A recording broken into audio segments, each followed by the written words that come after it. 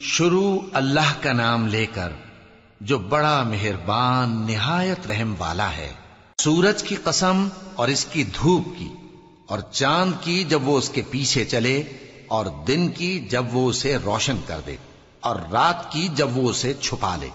اور آسمان کی اور اس ذات کی جس نے اسے بنایا، اور زمین کی اور اس ذات کی جس نے اسے پھیلایا، اور نفس انسانی کی اور اس کی جس نے اسے درست کر کے بنایا، پھر اس کو بدکاری سے بچنے اور پرہیزگار بننے کی سمجھ دی کہ جس نے اپنے نفس کو پاک رکھا وہ مراد کو پہنچا، اور جس نے اسے خاک میں ملایا